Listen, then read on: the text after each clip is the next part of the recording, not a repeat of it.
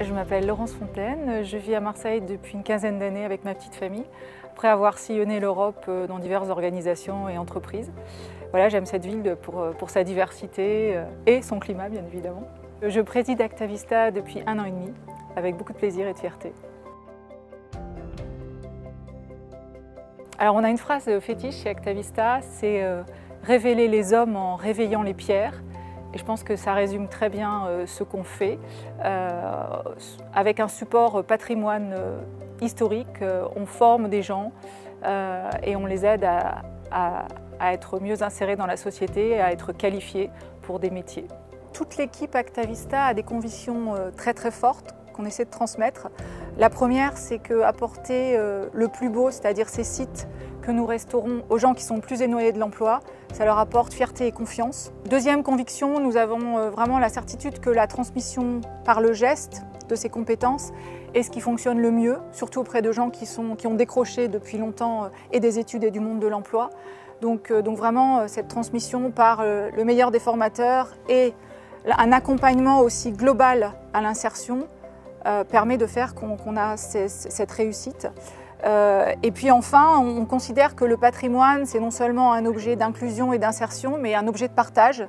Et c'est vraiment quelque chose qu'on développe de plus en plus chez Actavista pour réunir au maximum autour de ces lieux qu'on restaure et partager cet état d'esprit Actavista au-delà de nos salariés en insertion et de nos équipes. Et de nos partenaires et mécènes, bien sûr, qui sont toujours à nos côtés. C'est un engagement très fort pour le territoire qui se traduit par cet engagement chez Actavista. C'est important de parler de ce qu'on fait, c'est important pour notre territoire. C'est ici qu'est né ce modèle qui est très original et je pense que c'est important d'en parler au maximum. Je suis dans beaucoup de réseaux, de par mon métier et ma vie ici, j'ai d'autres engagements. Et je parle d'Actavista, je parle à nos partenaires, je parle à nos mécènes. Et puis j'essaie aussi de venir en appui à l'équipe opérationnelle ici, à travers l'innovation managériale qui est un de mes sujets favoris et que Actavista est une organisation extrêmement agile qui est toujours en évolution et c'est une organisation apprenante, je dirais. C'est un pas important, le groupe SOS, c'est un appui solide pour nous. À la fois en termes d'essaimage, puisque Actavista a vraiment une volonté et à la demande des pouvoirs publics d'essaimer son modèle original dans toute la France. C'est aussi la capacité à faire appel à des ressources, puisque nous faisons partie non seulement de la partie culture, mais on est en lien avec d'autres structures du groupe, comme la jeunesse, la transition écologique. Et ça nous permet à nous d'être vraiment en capacité de réfléchir et d'innover avec d'autres personnes du groupe.